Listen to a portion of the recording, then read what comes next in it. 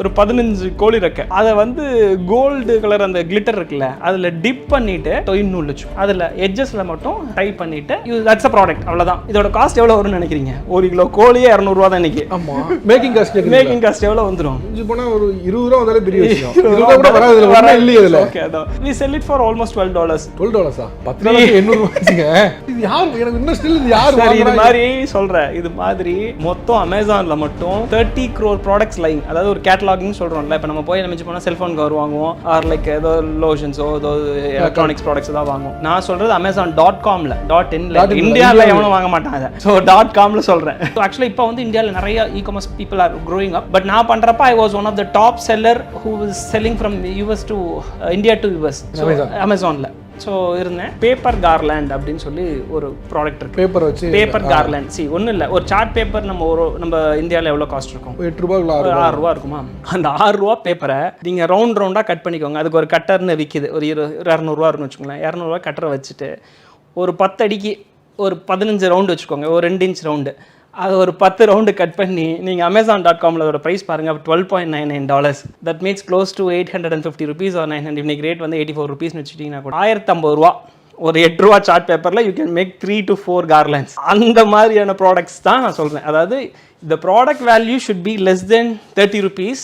Selling price would be 1000+ rupees. Okay. So இதெல்லாம் ஒன்று 2 ரூபாய்க்கு செஞ்சு 20,000 ரூபாய்க்கு விற்கிற ப்ராடக்ட்லாம் இருக்குது. ஒன்றும் இல்லை, நீங்கள் இன்னொன்று கூட போய் சர்ச் பண்ணி பாருங்கள். ஃபெதர் கார்லேண்டுன்னு ஒரு ப்ராடக்ட் இருக்குது. அது ஒரு கார்லேண்ட். அது என்னென்னா அந்த போகோ மாதிரி இப்படியே தொங்க விடுறாங்கல்ல, அந்த மாதிரி அது எதுக்கு வாங்குறான்னு எனக்கு இன்னைக்கு வரைக்கும் தெரியாது. நானும் ஒரு லட்சக்கணக்காக விற்றுட்டேன். ஸோ பட் ஆனால் வந்து அந்த ப்ராடக்ட் என்னென்னா இட் இஸ் அ ஃபெதர்.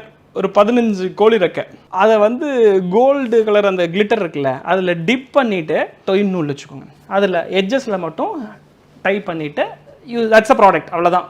இதோட காஸ்ட் எவ்வளோ வரும்னு நினைக்கிறீங்க? 1 கிலோ கோழியே 200 ரூபா தான் இன்னைக்கு. ஆமா, இது மேக்கிங் காஸ்ட் எவ்வளோ வந்துடும்?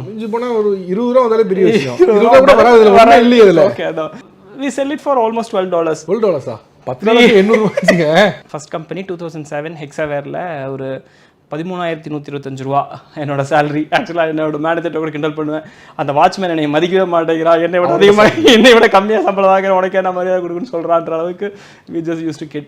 அதுக்கப்புறம் நான் ஒரு 10 வருஷம் ஐடியில் ஒர்க் பண்ணேன்.